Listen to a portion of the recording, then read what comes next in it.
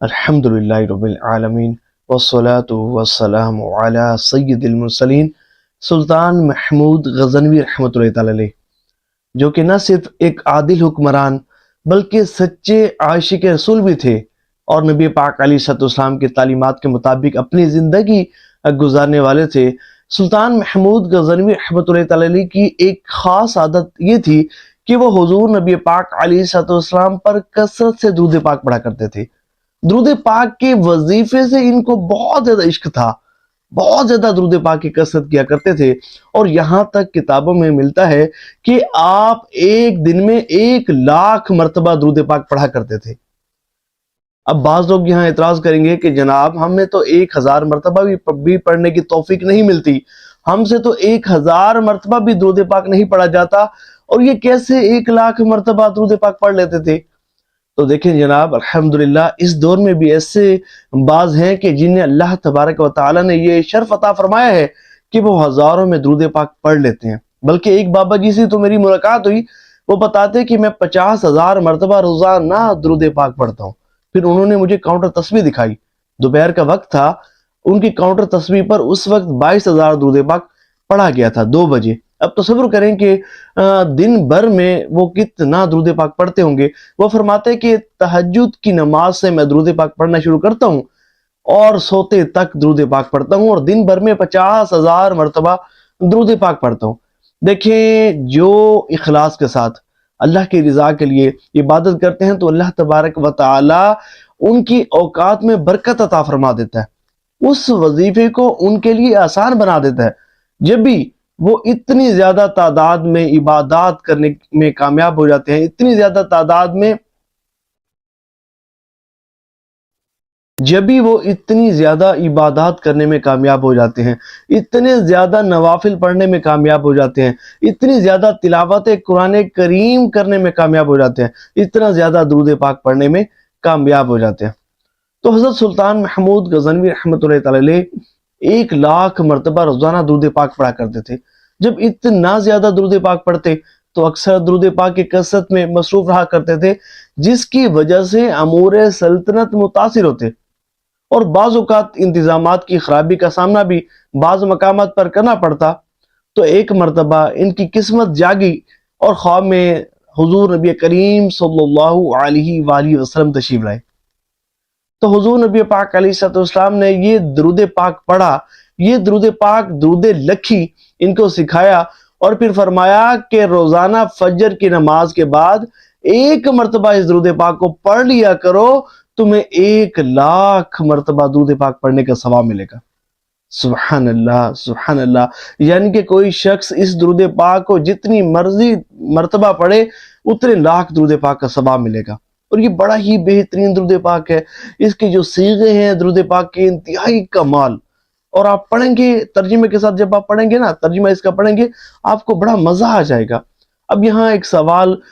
قائم ہوگا کہ جناب یہ تو درود پاک حدیث سے ثابت نہیں ہے، منسوخ نہیں ہے، منقول نہیں ہے، حضور سے ثابت نہیں ہے، تو ہمیں تو جو ہے وہ درود ابراہیمی پڑھنا چاہیے۔ اس کا جواب بھی میں دیتا ہوں، اور اس کے جواب کے ساتھ ساتھ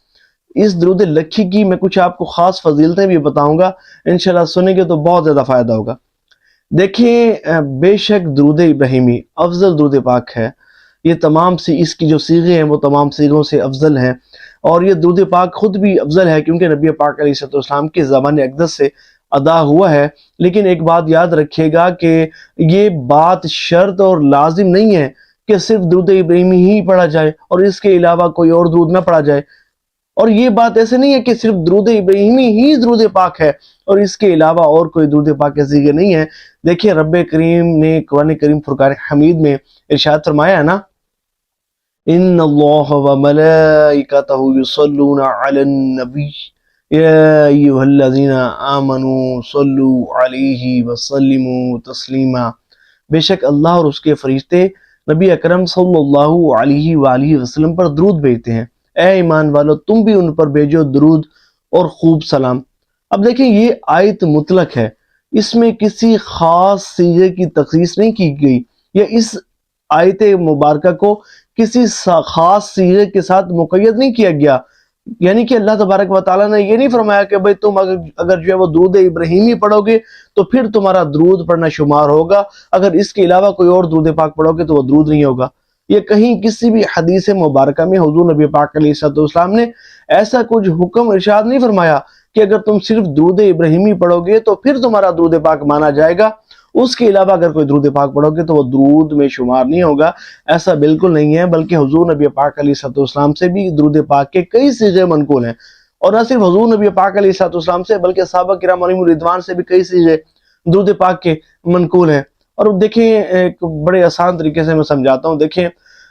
وہ لوگ جو کہتے ہیں نا صرف درود ابراہیمی ہی درود ہے، اس کے علاوہ کوئی درود نہیں ہے، تو جناب علی بخاری اور مسلم شریف میں جہاں جہاں سرکار دو عالم صلی اللہ علیہ وآلہ وسلم کا نام اسم گرامی آتا ہے، وہاں آپ اٹھا کر بخاری اور مسلم شریف کو دیکھ لیں، وہاں صلی اللہ علیہ وآلہ وسلم یا علیہ الصلوۃ والسلام کے الفاظ مذکور ہیں۔ اور دیکھیں دنیا کے کسی بھی کونے میں جہاں سرکار دو عالم صلی اللہ علیہ وآلہ وسلم جہاں سرکار دو عالم صلی اللہ علیہ وآلہ وسلم کا نام اسم گرامی لیا جاتا ہے تو کوئی درود ابراہیمی نہیں پڑھتا۔ یہ ہر بندہ جانتا ہے کہ درود ابراہیمی نہیں پڑھتا، اس کے علاوہ کوئی اور درود پاک جو ہے وہ پڑھے جاتے ہیں۔ تو ہر وہ درود پاک جو درست معنی و مفہوم پر مشتمل ہو، اس درود پاک کو آپ پڑھ سکتے ہیں۔ ہاں یہ ہے کہ درود ابراہیمی کا پڑھنا افضل ہے، لیکن یاد رہے کہ درود ابراہیمی بھی صرف درود ہے، اس میں سلام نہیں ہے۔ اور اللہ تبارک و تعالیٰ نے اپنے پاک کلام قرآن مجید فرقان حمید میں درود کے ساتھ سلام بھیجنے کا بھی حکم ارشاد فرمایا ہے، جیسے کہ میں نے آیت کریمہ پڑھی کہ یا ایھا الذین آمنوا صلوا علیہ وسلموا تسلیما، یعنی کہ اے ایمان والو تم بھی ان پر بھیجو درود اور خوب سلام۔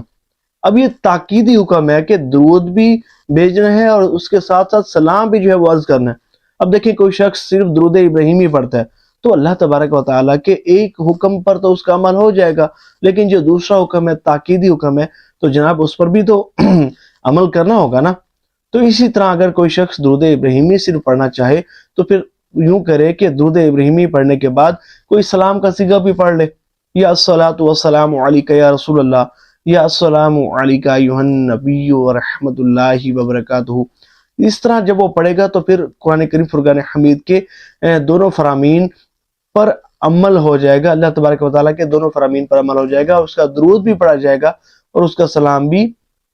بھیجا جائے گا۔ تو درود ابراہیمی کے علاوہ ہر وہ درود پاک کہ جو درست معنی و مفہوم پر مشتمل ہو اس کو پڑھا جا سکتا ہے، اور وہ درود ہی شمار ہوگا اور اس کو پڑھنے پر آپ کو ثواب میں ملے گا۔ اب بات کرتے ہیں درود لکھی کے